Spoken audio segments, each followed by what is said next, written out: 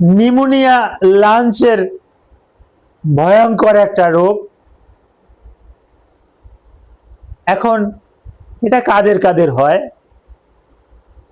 এটা যে কোনো বয়সের হতে পারে, বয়স্কদেরও হতে পারে, অল্প বয়স্কদেরও হতে পারে, পেডিয়াট্রিক অর্থাৎ নিওনেটাল বেবি তাদেরও হতে পারে। তবে শিশুদেরই এটা বেশি হয়ে থাকে, কারণ শিশুদের ইমিউনি সিস্টেমটা কম, রোগ প্রতিরোধ ক্ষমতা কম, তাদের এটা একটু বেশি বেশি আমরা দেখতে পাই।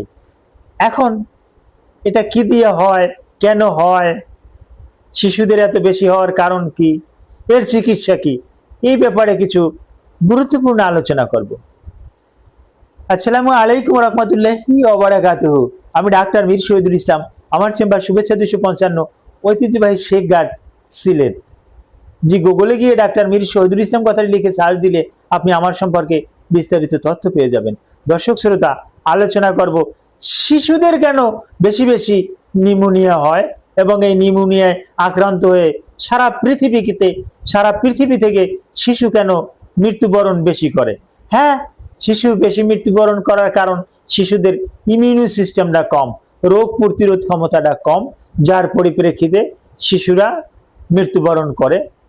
আর শিশুদের বিশেষ করে যে জীবাণু দিয়ে হয়, ভাইরাস দিয়ে হয়, ফাঙ্গাস দিয়ে হয়, ব্যাকটেরিয়া দিয়ে হয়, তো বেশিরভাগ ক্ষেত্রেই একটা ব্যাকটেরিয়া দিয়ে হয়।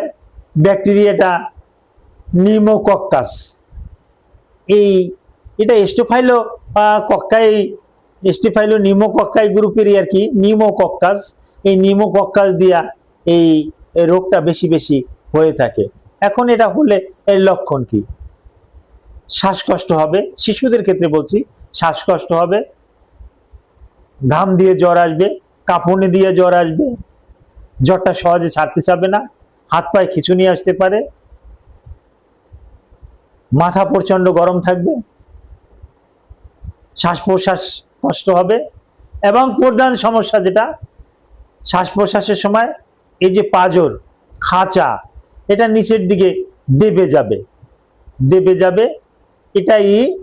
আর জটিল সমস্যা হলো, আমরা রোগী দেখলেই বুঝি, এই যে মুখমণ্ডল আছে, এই মুখমণ্ডল নীলভাব হয়ে যায়। হাতের যে এই যে নখগুলো আছে, এই নখগুলোও কিন্তু নীল ভাব ধারণ করে। এই যে আংটিটার যে কালারটা দেখা যায়, সেম প্রায় এই রকমেরও হতে আমরা দেখেছি, এরকমের নীল ভাব হয়ে যায়।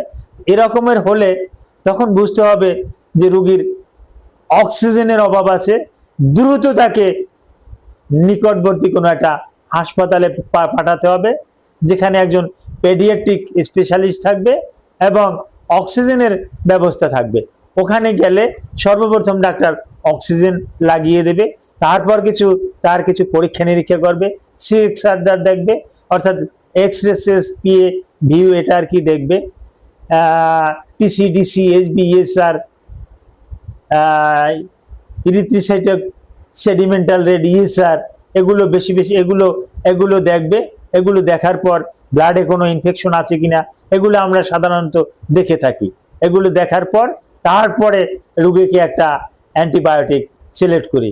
কিন্তু অহেতুক আপনি ফার্মেসি থেকে একটা অ্যান্টিবায়োটিক এনে কখনো ভুল করেও খাওয়াবেন না, কারণ নিউমোনিয়া কিন্তু মারাত্মক একটা রোগ, একটু ভুলের কারণে কিন্তু একটা প্রাণ বিয়োগ ঘটতে পারে। কাজে কোনো রকমের অবহেলা করবেন না। যে রোগীটাকে আমরা বলি দ্রুত আপনি হাসপাতালে রেফার করেন, হাসপাতালে নিয়ে যান, যে কোনো হাসপাতালে নিয়ে যান। কাজেই এই রোগীকে কোনো রকমের অবহেলা করার সুযোগ কিন্তু আপনার নাই। একটু অবহেলা করবেন, এতে কিন্তু হিতে বিপরীত হতে পারে। Thank you all.